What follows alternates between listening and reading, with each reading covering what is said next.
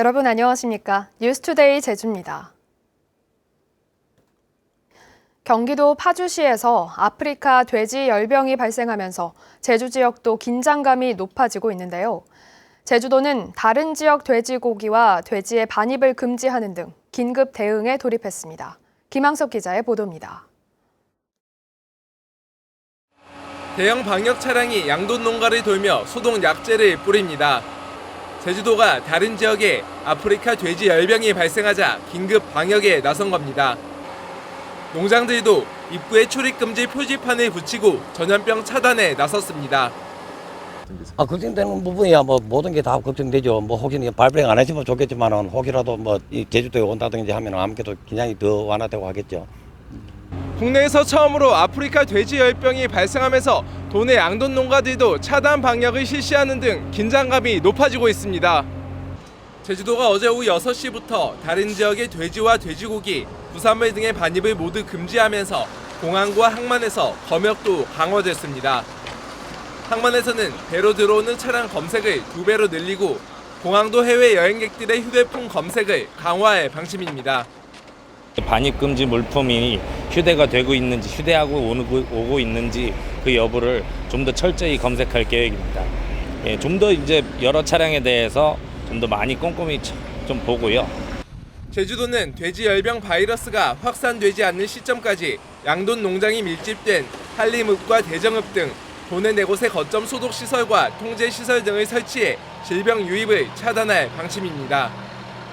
양돈 농가에서는 철저한 소독과 외부인이 철저한 출입 통제, 외국인 근로자 교육 등 기본적인 방역 수칙을 필히 준수하여 줄 것을 저희들이 요청을 했습니다.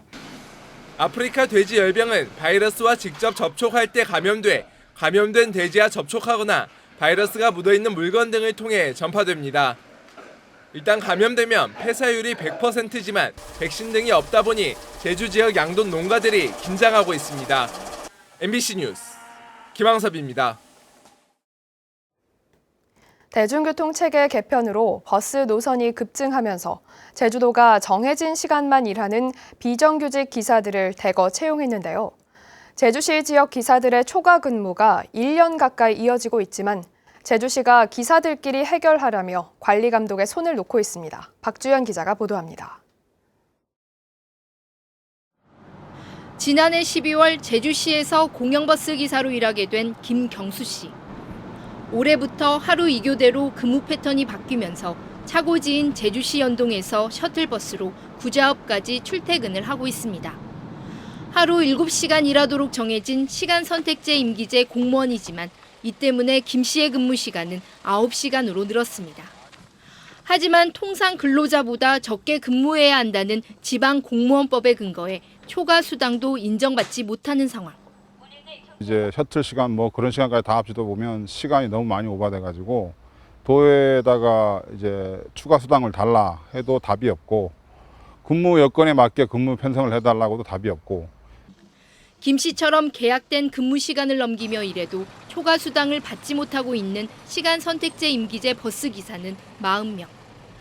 9개월 넘게 문제가 지속되고 있지만 제주시는 정규직 버스 기사들과 배차 조정을 하라며 손을 놓고 있습니다. 공무직 또는 기간제 근로자와 협의가 이루어져야 된다. 이런 이유로 이제 거의 방치하는 상황이라서 이게 그러다 보니까 근로자끼리 또는 노조끼리 이런 불화가 굉장히 심화되는 상황입니다.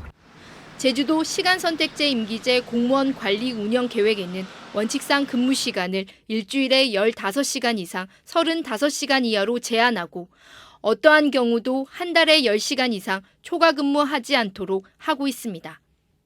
제주시는 취재가 시작돼서야 논의를 시작하겠다고 밝혔지만 구체적인 계획은 제시하지 못했습니다. 조금 약간 반발이 있어가지고 협의 중에 약간 좀 늦어지고 있는데 조만간에 시간 선택 기제를 그렇게 좀 적은 시간이 근무 시간이 적은 노선으로 조정하려고 하고 있습니다. 하지만 시간선택제 임기제 공영버스 기사 58명이 일하는 서귀포시는 올해 주 52시간 도입에 맞춰 정규직 기사들과의 배차 조정을 통해 이 같은 문제를 사전에 해결했습니다.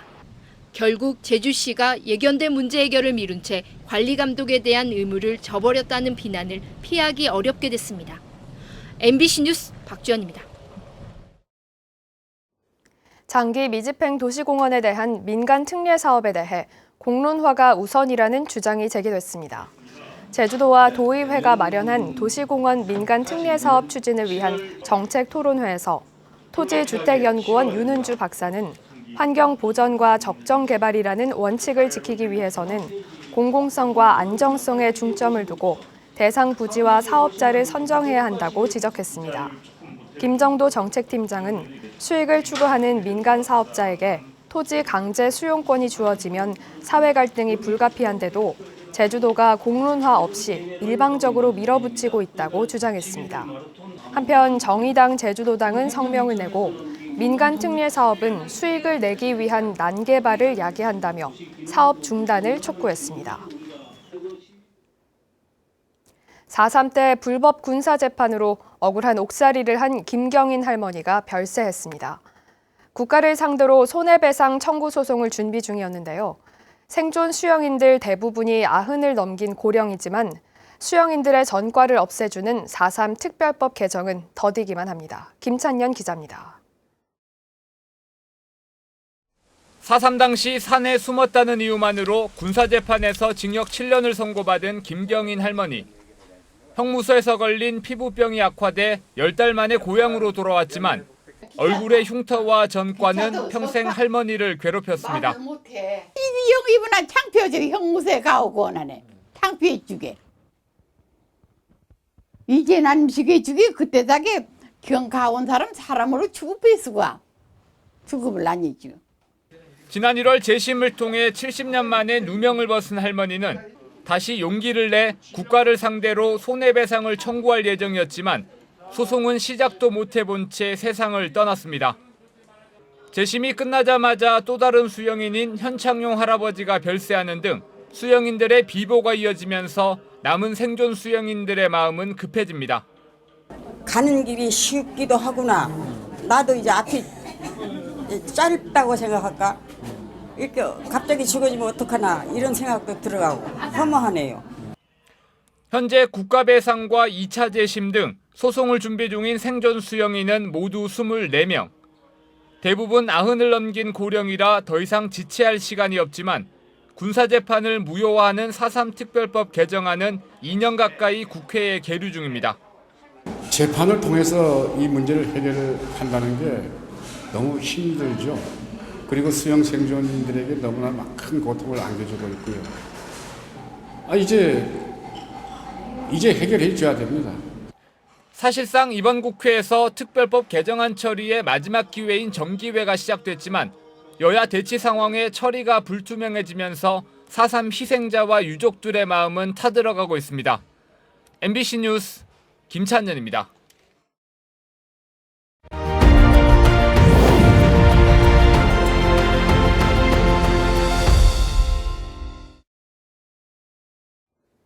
흙은 우리가 무심코 지나치기 쉽지만 지구상의 모든 생물이 살아가는 터전이 되는 중요한 자원입니다. 제주 섬의 자연자원 고갈을 심층 취재하는 기획뉴스. 기후 변화와 난개발 속에 제주의 흙이 어떻게 사라지고 있는지 조인호 기자가 보도합니다. 해발 1000m, 한라산 어리목 계곡. 물길이 굽어지는 곳에서 거대한 절벽이 눈앞에 나타납니다. 흙이 깎여나간 높이는 10여 미터, 길이는 100여 미터에 이릅니다. 집중호우로 쏟아진 빗물이 산을 통째로 무너뜨리면서 흙이 모두 쓸려나간 것입니다. 최근 5, 6년 사이도 확연하게 구분될 정도로 이 붕괴가 가속화되고 있다는 데서 더 큰 문제가 있습니다. 큰 비가 온 뒤에는 농경지의 흙도 남아나질 않습니다. 밭에 커다란 물길이 생기면서 쓸려나간 흙의 두께가 10cm나 됩니다. 개인적으로는 가서 어디 가서 흙 파올 데도 없고 팔 데가 없습니다. 흙이 이제 생산할 수 있는 방법이 없기 때문에 그런 거는 좀 힘들고. 태풍이 휩쓸고 지나간 뒤 한라산 기슭의 저류지에는 수만 톤이나 되는 흙이 산더미처럼 쌓였습니다. 하천을 통해 바다로 쏟아지면서 집중호우가 온 직후에는 흙탕물이 수백 미터나 누런 띠를 이루기도 합니다. 취재진은 정방폭포 앞바다에 나왔습니다. 폭포를 통해 쏟아진 흙이 바닷속에 얼마나 쌓여 있는지 확인하기 위해서입니다. 육상에서 떠내려온 쓰레기 더미를 헤집어보자 시커먼 흙탕물이 일어납니다. 탐침봉으로 찔러보면 움푹 들어갈 만큼 두텁게 흙이 쌓여 있습니다. 빛과 산소가 차단돼 소라와 전복 등의 먹이인 해조류도 자랄 수 없게 됐습니다. 물건이 양 다 오염된 양 없다. 예전보다도 많이 그렇습니다. 예. 예전보단 많이. 예전에는 어땠습니까? 예전에는 경 물건이 이 성게도 막 설지고 했는데 원 알맹이가 없다. 기후 변화로 강수량이 급증하고 빗물이 스며들던 곶자왈은 난개발로 줄면서 토양 침식은 가속화되고 있습니다. 범람을 막겠다며 하천의 폭을 넓히자 흙은 더 빠르게 바다로 흘러나갔고 육상은 물론 해양 생태계까지 흔들리고 있습니다. MBC 뉴스 조인호입니다.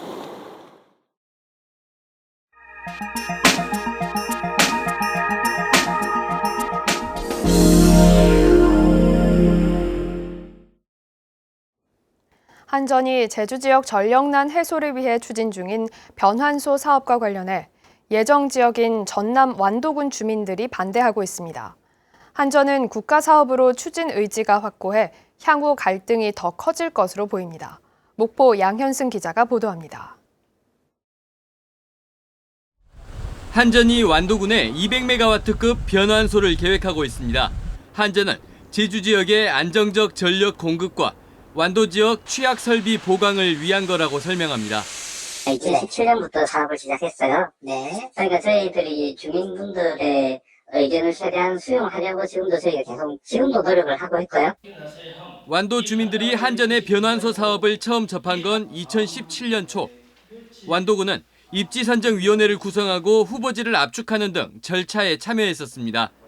하지만 완도군이 아니라 제주를 위한 사업이란 인식이 커지면서 백지화 요구가 시작됐습니다. 완도군과 시민사회단체 마을 대표로 구성된 범완도군 대책위원회는 지난달 무조건 변환소 반대로 최종 입장을 정리했습니다. 그 부지가 없다고 저희들은 생각합니다.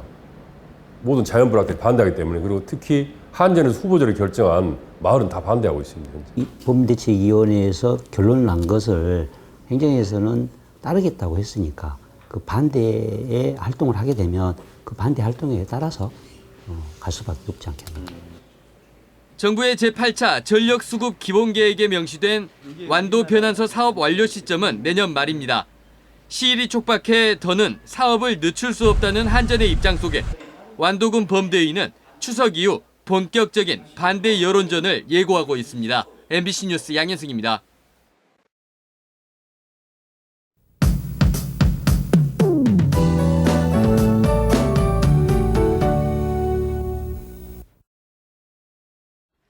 (9월) 중순에 접어들면서 본격적인 가을 날씨를 보이고 있는데요. 오늘 맑은 날씨를 보이겠습니다. 다만 북동부 지역을 중심으로는 바람이 강하게 불겠는데요. 오후부터는 제주도 대부분 지역에서 강한 바람이 불겠습니다. 필사물 관리와 안전사고에 유의하셔야겠습니다. 일교차가 점점 크게 벌어지고 있습니다. 오늘 아침 기온은 21도, 낮 최고 기온은 26도로 어제와 비슷하겠고요.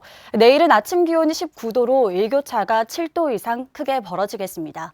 건강관리 잘 해주시기 바랍니다. 다음은 자세한 지역별 날씨입니다.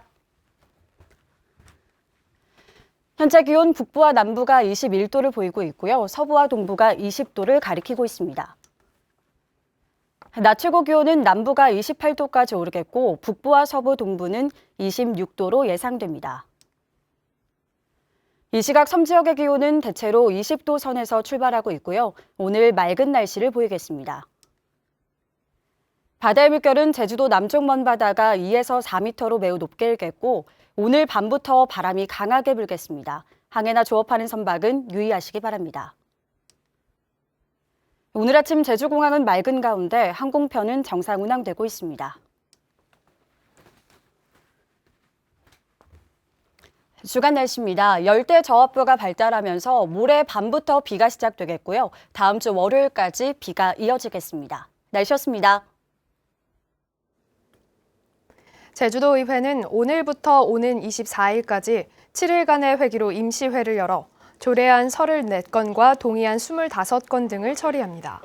이번 임시회에서는 특히 대정 해상풍력발전 시범지구 지정 동의안과 2호 유원지 조성사업 환경영향평가 동의안이 통과될지 주목됩니다.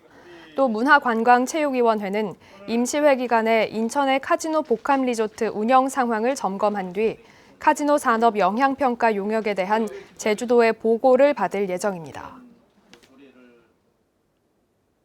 제주도 시설관리공단 설립이 늦어질 전망입니다.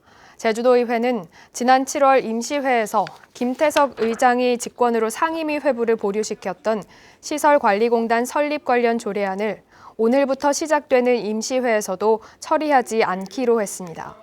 김태석 의장 등은 인력과 예산 조달, 업무 분장 등에 대한 사전 협의가 없었다며 이같이 결정했습니다.